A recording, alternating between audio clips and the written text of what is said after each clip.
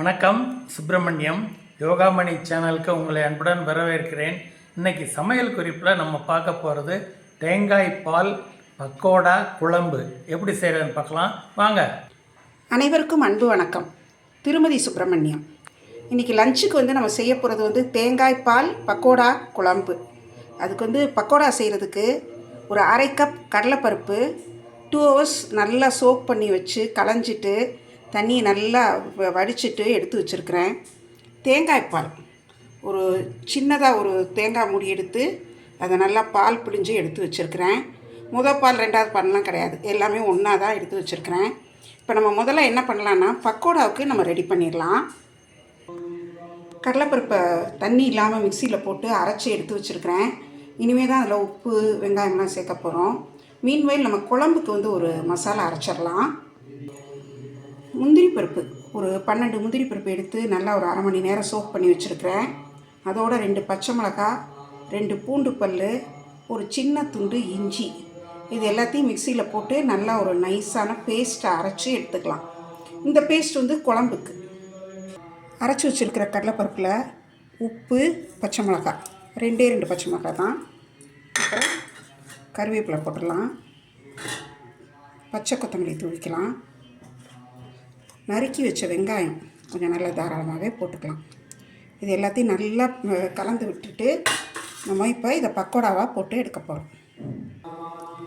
எல்லாமே கலந்து வச்சுட்டோம். அடுப்பில் எண்ணெய் வச்சுருக்கேன். இப்போ இதை தட்டாமல் வடை மாதிரிலாம் தட்ட மாட்டோம், அப்படியே கொஞ்சம் கிள்ளு நாப்பில் பக்கோடாவாக போட்டு எடுக்கலாம். நம்ம இப்போது கொஞ்சம் உங்களுக்கு பிடிச்சமான சைஸில் சின்ன சின்ன பக்கோடாவை போட்டு எடுத்துருங்க. 2 பக்கம் நல்லா வேகட்டும். 2 தடவை நல்லா கிண்டி விட்டு நல்லா கொஞ்சம் முறுமுறுன்னு ஆகும். அதுக்கப்புறம் நம்ம எடுத்துடலாம். நல்லா கிளறி விட்டுருக்கிறேன். கொஞ்சம் சலசலப்பு நிற்கட்டும், ரொம்ப ஒன்றும் ஃபுல் சலசலப்பு அடங்கணுங்கிறது இல்லை. அது நல்லா ப்ரௌனிஷாக நல்லா ஒரு முறுமுறுன்னு வந்தோடனே இப்போ நம்ம எடுத்துடலாம். நல்லா ரெடி ஆகிடுச்சு பக்கோடா. இப்போ நம்ம அடுத்தது குழம்பு ரெடி பண்ண ஆரம்பிச்சிடலாம். அடுப்பில் ஒரு வாணலி வச்சு அதில் கொஞ்சம் தேங்காய் எண்ணெய் ஊற்றிருக்கிறேன். தேங்காய் எண்ணெயில் அது காஞ்சிருச்சு. கடுகு, உளுந்தம்பருப்பு, சீரகம் 1 ஸ்பூன், சோம்பு 1 ஸ்பூன், இதுதான் தாளிக்கிறதுக்கு இதில் போடுறேன். இது கொஞ்சம் நல்லா பொரியட்டும். கருவேப்பிலையும் பச்சை கொத்தமல்லியும் சேர்த்துடலாம். அதுவும் நல்லா பொரிஞ்சிடட்டும்.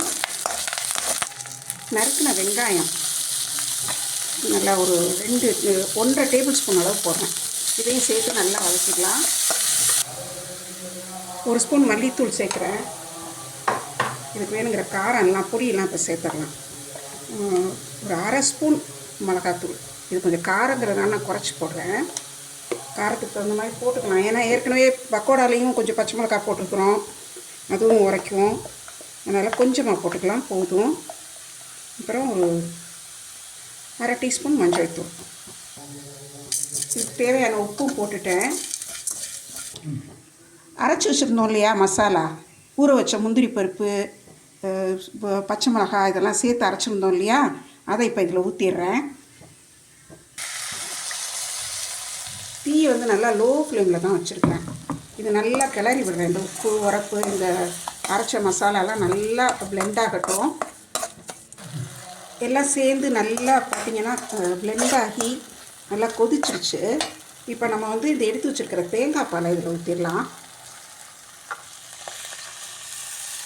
ரொம்ப நேரம் கொதிக்கணுங்கிறது இல்லை, நல்லா கலந்து விட்டு ஒரு 2 மினிட்ஸ் நல்லா சேர்ந்து ஒரு கொதி வரட்டும். குழம்பு பாருங்கள், நல்லா ஒரு கொதி வந்துருச்சு, நல்லா பொங்கி வருது. மசாலாலாம் நம்ம முதல்லையே நல்லா வதக்கிட்டோம். அதனால் இப்போ என்ன பண்ணலான்னா இப்போ அடுப்பை அணைச்சிருவோம். அணைச்சிட்டு இந்த பக்கோடாவை நம்ம சேர்க்கலாம்.